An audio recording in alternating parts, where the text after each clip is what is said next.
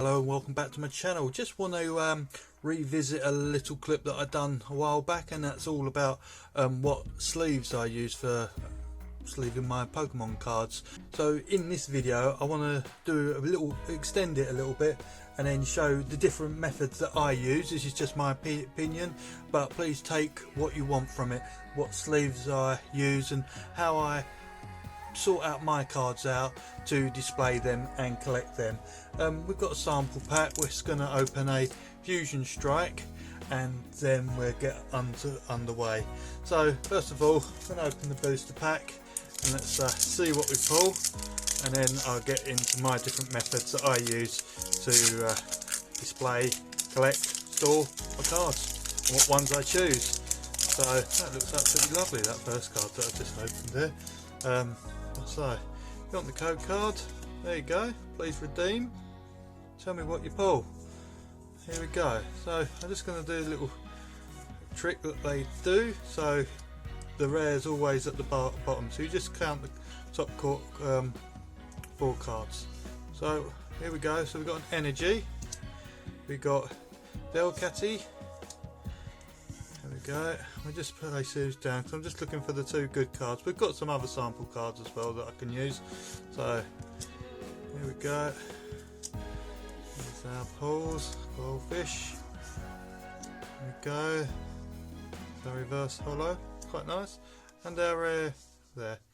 So we've got a couple of cards to sleeve. So if I now if I choose what cards I want to sleeve, if I was just going to be putting them into a normal folder and I'm not too worried about displaying them, I just sleeve them in these Ultra Pro card sleeves. You basically, I mean, I bought a massive pack, you get 100, you get 1,000 there for £10, which is obviously 1p each, so it's really good value just to get to make sure your cards don't get damaged. So we're just doing an example. These are pretty good as well, and I would use these if I was going to send my card off to get graded. The reason being they're not so tight in the packet, and I'll explain later why. So when you put that in and then when you send that off to get graded, if it's a really good card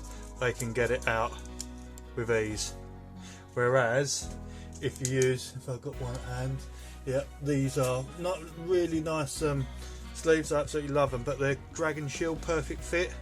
So if I put them in there, you have to be really careful, and they're quite, you have to put a bit of force in them to get them in. I'm going to leave that in there now, I'm not going to take it out, but yeah, so that'll stay in there.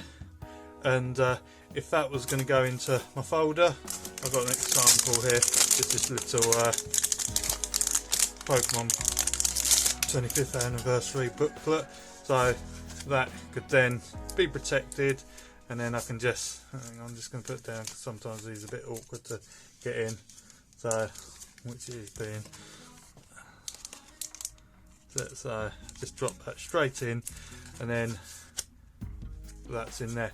If I'm not too fussed about what the card's like, but I do like the look of it and it's going in my collection, I use one of the cheaper sleeves, 1p, and I think the Dragon Sleeve perfect fit ones are quite a bit more expensive, but they're really, I absolutely love them. I think they're really good. And there you go, these ones are a little bit bigger, a bit harder to obviously get in, but they do go in and they do protect your card. There you go, two different types of sleeves. There you go, Dragon Shield perfect fit and the Ultra Pro standard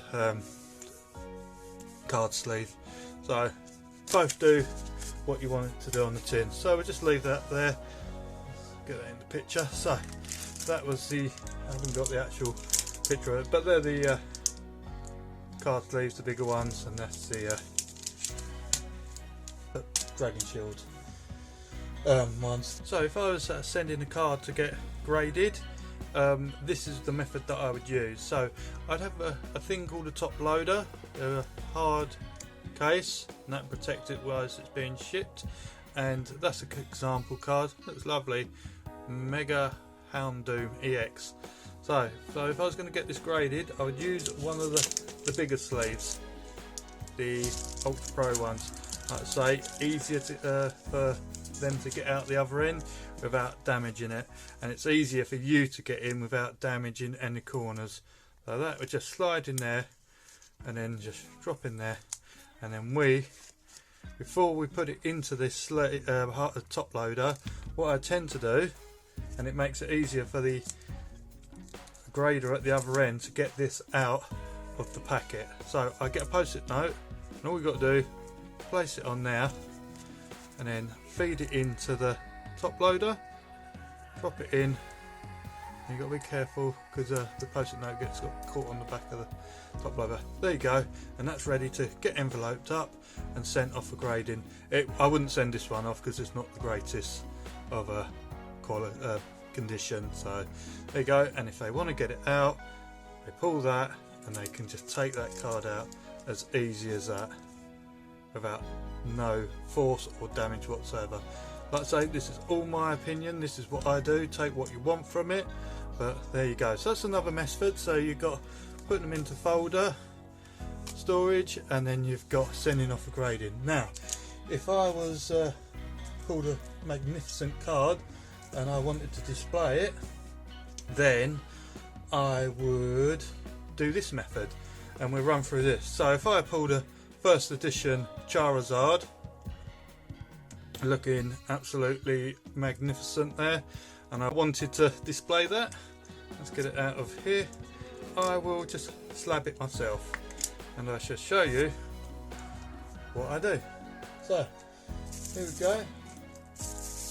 You can buy these slabs off eBay, next to nothing really, about £3 each, and there you go. So they come apart quite nicely, but I will not open that yet because I don't want dust to get into it. So I get my card, there you go, really good condition, and like I say, I'm going to get myself one of these Dragon Shield perfect fit sleeves, a nice fresh one at that. And then all I do, you have to be really careful with these sleeves because you'll nip the ends, and it's all when they grade these corners and all the edges and everything that goes with it, if you're getting it graded, but I'm just putting it up for display purposes. So here we go, so we just push that in there, and that's a lovely fit. And now all we have to do, leave that there, pull this apart, it should just drop off. I can then drop that in, and at no expense really, and for display purposes that will stay like that forever. The good thing is, if you want to get it out, you can, because it ain't sealed shut.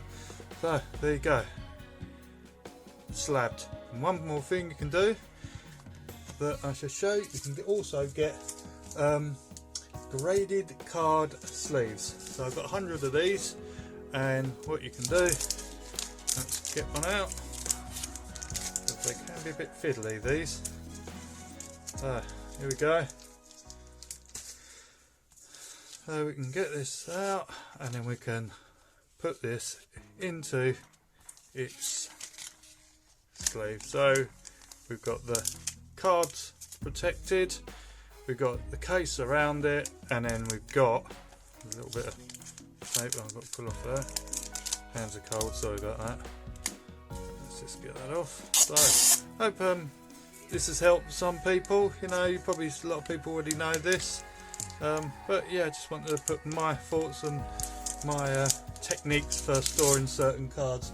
One thing you can do, you can get these off Amazon. I think I've got about, I don't know, 30 for £5. So, and it's just a little display stand.